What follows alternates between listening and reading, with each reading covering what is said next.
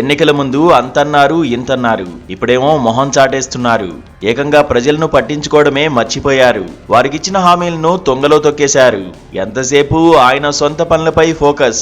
ఏ కొండలు తవ్వేద్దామా, ఏ భూములు ఆక్రమించేద్దామా, ఇదే ఆయన ఎజెండా. ఆయనే శ్రీకాకుళం జిల్లా పాతపట్నం ఎమ్మెల్యే మామిడి గోవిందరావు. ఇదేదో మేము ఊరకనే చెబుతున్న కథ కాదు, అక్కడి ప్రజలు పడుతున్న బాధ.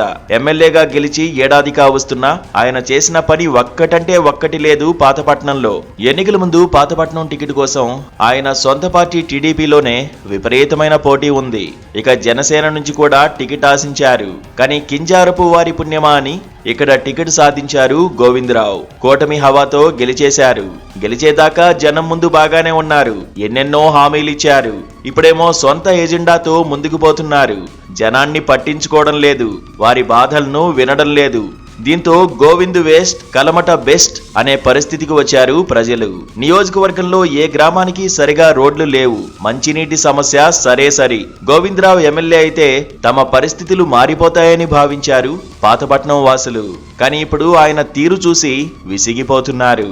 ఎప్పుడూ జనానికి అందుబాటులో ఉండని ఎమ్మెల్యే గారు ముఖ్యమంత్రో లేక మంత్రులో జిల్లాకు వస్తే మాత్రం చేసే హడావుడి మామూలుగా ఉండదు. వినతి పత్రాలు, సన్మానాలు, ఫోటోలు, అబ్బో ఆయన తీరే వేరు.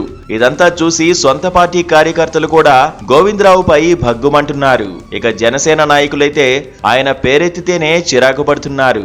మాకు టైం వస్తుందిలే అంటూ ఎదురు చూస్తున్నారు. ఇలా సొంత పార్టీ నాయకులు, కూటమి పార్టీల కార్యకర్తలు, విపక్ష పార్టీ లీడర్లతో విమర్శలు ఎదుర్కొంటున్నారు గోవిందరావు. ఏ ఒక్కరితోనూ సరిగా ఉండడం లేదు. ఈ మధ్యే పాతపట్నంలో సొంత ఇంటిని నిర్మించుకున్నారు ఎమ్మెల్యే. విలాసవంతమైన భవనాన్ని కట్టుకుంటున్నారు. అయితే ఆయన ఇల్లు కట్టుకుంటున్న భూమి కబ్జా చేసిందంటూ జనం చర్చించుకుంటున్నారు. అంతేనా, ఆ ఇంటికి పర్మిషన్లు కూడా లేవనే ప్రచారం జోరుగా సాగుతోంది శ్రీకాకుళం జిల్లాలో. ఇక తండ్రి ఇలా ఉంటే కొడుకు ఎలా ఉంటాడో ఒక్కసారి ఆలోచించండి. ఎమ్మెల్యే గోవిందరావు కుమారుడు గణేష్ నియోజకవర్గంలో షాడో ఎమ్మెల్యేగా వ్యవహరిస్తున్నాడని సొంత పార్టీ నాయకులే మండిపడుతున్నారు. అన్నిట్లో వేలు పెట్టి రాజకీయాలు చేస్తున్నాడని ఆగ్రహం వ్యక్తం చేస్తున్నారు. తాజాగా ప్రైవేటు బస్సుల యజమానులపై జులుం ప్రదర్శిస్తూ కొత్త దందా మొదలు పెట్టాడనే వార్త నియోజకవర్గంలో హల్చల్ చేస్తోంది.